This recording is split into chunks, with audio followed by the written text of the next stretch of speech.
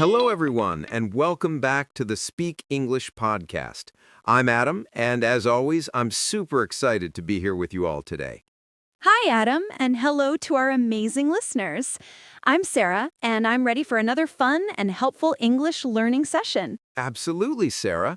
Today, we're diving into a fantastic technique that can really boost your English speaking skills. It's called shadowing.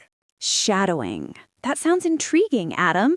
Can you tell our listeners a bit about what it is? Sure thing, Sarah. Shadowing is basically listening to a piece of English audio and repeating it out loud at the same time, as closely as possible to the original speaker.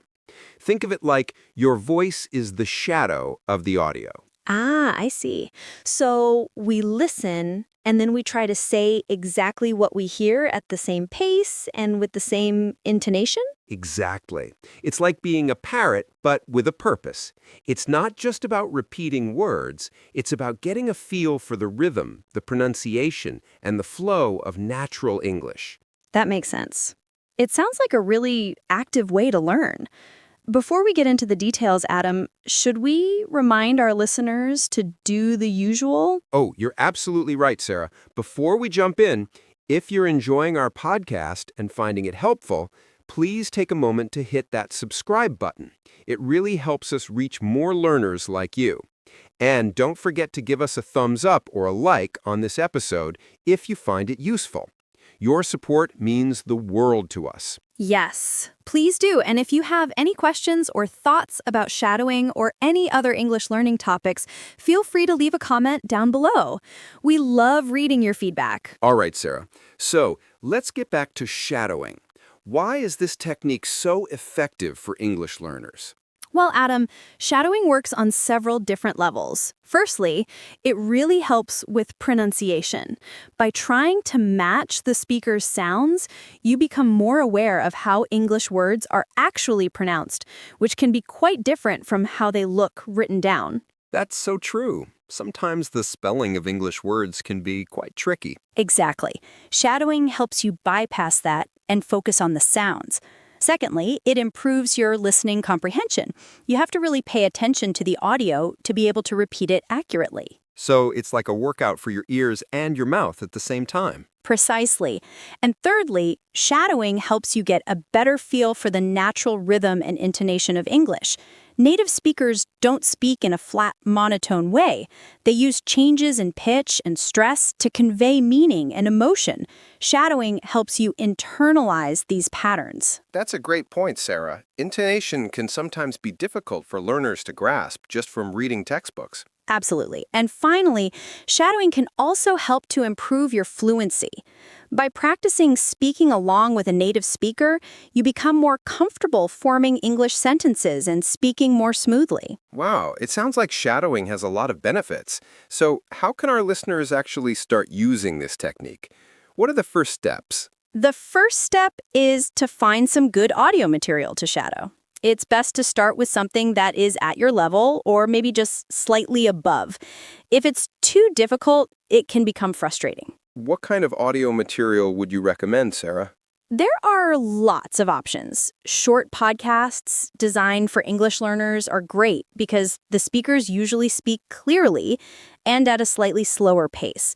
You can also use short clips from English TV shows or movies as long as the speakers have clear pronunciation.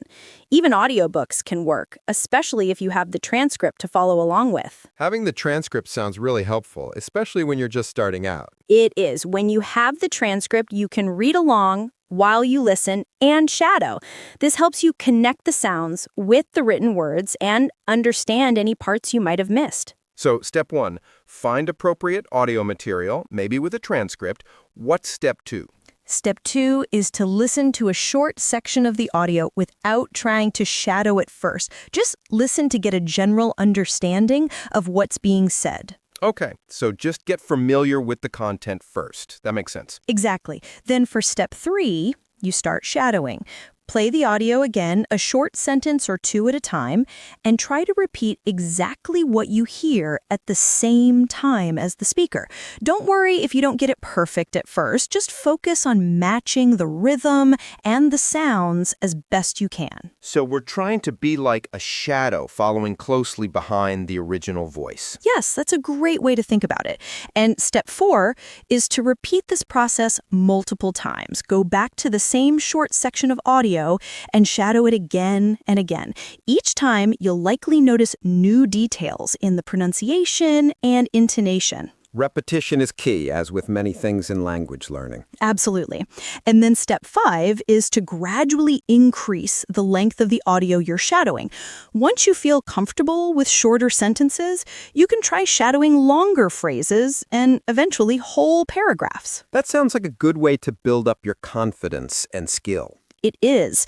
And step 6 is to record yourself shadowing and compare it to the original audio. This can be really eye-opening. You might notice differences in your pronunciation or intonation that you weren't aware of before. Oh, that's a brave step. It can be a bit intimidating to hear your own voice. It can be, but it's also incredibly helpful. It allows you to identify areas where you need to improve. You don't have to share these recordings with anyone. They're just for your own learning. That's a good point. It's a private way to get feedback on your speaking. Exactly. And the final step, step 7, is to be patient and persistent. Shadowing takes practice, and you won't become a native speaker overnight. But with regular practice, you will definitely see improvement in your pronunciation, listening skills, and fluency. So to recap, the steps are find audio, listen first, shadow short sections, repeat, increase the length, record yourself, and be patient. That's a great set of guidelines, Sarah. I hope our listeners find them helpful. Now, Adam, do you have any tips for making the most out of a shadowing session? Yes, I do. One tip is to really focus on the sounds. Pay attention to how the speaker moves their mouth and tongue. Even if you can't see them, try to imitate those movements as best as you can. That's a great tip, Sarah. It's about getting a physical feel for the language. Exactly. Another tip is not to worry too much about understanding every single word when you're first starting. The focus at this stage is more on the sounds and the rhythm. You can always go back and look up unfamiliar words later. That's important. Sometimes learners get stuck on one word and it disrupts their flow. It's better to keep going and then revisit later. And a third tip is to try different types of audio material. Experiment with podcasts, news reports, interviews, and even songs. Each type of audio can expose you to different vocabulary and speaking styles. That's a fantastic idea, Sarah. Variety is the spice of life, and it can also make your shadowing practice more interesting. Absolutely. And my final tip is to make it a regular habit. Even short, consistent shadowing sessions are more effective than long, infrequent ones. Try to incorporate it into your daily or weekly study routine. Consistency is so important in language learning. Even 10 to 15 minutes of focused shadowing a few times a week can make a big difference over time. So, Sarah, what are some common mistakes that learners might make when they're trying to shadow, and how can they avoid them? That's a great question, Adam. One common mistake is trying to shadow material that is too difficult. As we mentioned earlier, it's best to start with something at your level. If you're constantly getting lost or can't keep up, it can be discouraging. Definitely. It's better to feel successful and build confidence with easier material first. Another mistake is focusing too much on individual words and not enough on the overall flow and intonation. Remember, it's not just about saying the right words. It's about saying them in a natural-sounding way. So try to mimic the melody of the speech, not just the notes. Exactly. And a third mistake is not being active enough. Shadowing isn't just passively listening and repeating. You need to actively try to match the speaker's pronunciation, rhythm, and intonation. It requires focus and effort. It's like a mental and oral workout. It is. And finally, some learners might get discouraged if they don't sound exactly like a native speaker right away. It's important to remember that improvement takes time and practice. Don't give up. That's such an important message, Adam. Be patient with yourself and celebrate your progress, no matter how small it seems. Absolutely, Sarah. Every little bit of practice helps. And remember, the goal of shadowing is to improve your English speaking skills, not to become a perfect imitation of the speaker.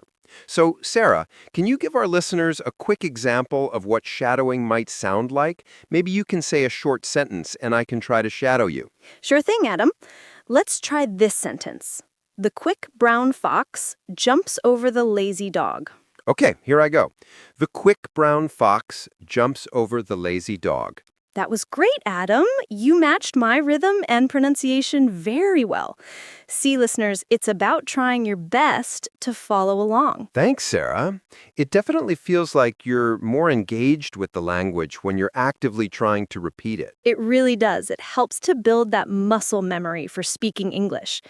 So, Adam, for our listeners who are just starting out with shadowing, what kind of resources would you recommend they look for? For beginners, I would definitely suggest podcasts that are specifically designed for English learners.